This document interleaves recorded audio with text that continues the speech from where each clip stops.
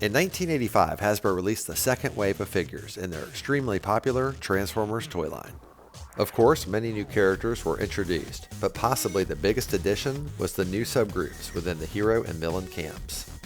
The Autobots added the Dinobots, Grimlock, Slag, Sludge, Snarl, and Swoop. And the Decepticons gained the Insecticons, Kickback, Bombshell, and Shrapnel. And today, we'll be taking a look at the Insecticon Shrapnel, here on KREED'S Collection.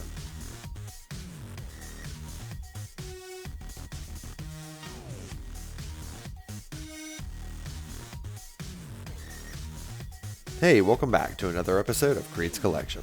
Today we're looking at the Insecticon Shrapnel from the 1985 toy line Transformers by Hasbro. Shrapnel is an expert in electronic warfare. According to him, if you control electricity, you control the world. In his insect form as a stag beetle, Shrapnel uses his giant antenna to control most electronic devices. And in his robot mode, he can attract lightning to his antenna and fire the bolts from his hands. And now that we know a little bit more about Shrapnel, let's go ahead and take a closer look. So the first thing you'll notice is that Shrapnel's packing a lot of weaponry. He has 2 cannons right here on the end of his antenna, 2 more here at the base of his antenna, and then 2 more here at the rear of the vehicle, which I guess you could argue are engines, but they look like guns to me. And as you come around to the bottom, you'll see that he has wheels. They're very small, they're plastic, they don't roll very well. And the problem is, see this one here? It's on his arm, so it tends to flex up if you put it down. So here, let me put it down, and see right away the arm flexes up. This isn't a new problem. It's not loose with age. It always did this from day one. So as you can imagine, it doesn't roll very well. And by very well, I mean not at all. You just kind of have to slide it around. Now, in addition to the wheels, Shrapnel also has a cockpit here that you can open up, and you're supposed to put a tiny little figure right there inside. And that's because when Shrapnel originally came out, he was part of the Diaclone toy line in Japan, which were mecha piloted by humans. They weren't actually sentient robots. Now, however, the Transformers storyline developed by Hasbro is accepted the world over. Now I'll go ahead and transform Shrapnel. You start by taking his legs here and pulling down. And once they're fully extended, go ahead and twist his waist around like so. Take his feet, flip them up. Now we're going to go ahead and look at his back. You want to take these wheels here and fold them in.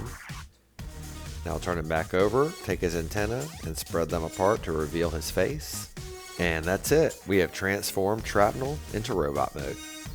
Now I'll take a quick 360 look at him in his robot mode, which I think looks pretty awesome. He actually transforms really well and has a high level articulation, which we'll take a look at here in a little bit.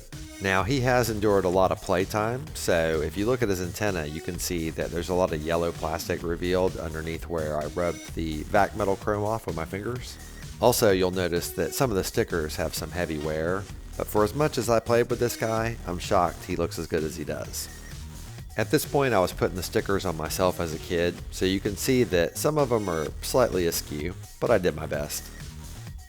As we get closer to the face, you can see the excellent sculpt. I really like the visor over his eyes, and the fact that he looks like he's smirking. Kind of gives him a cocky look. And here on the back of his arms are 2 guns I didn't even mention in robot mode. So even without his actual physical gun, Shrapnel is ready to take down the Autobots. As we come around to the back here, you can see not too much going on. Really the only thing of note is his rub sticker that reveals his affiliation. So let's go ahead and do that. What do you think he is? Oh, he's a Decepticon. I never would have figured it out without that sticker.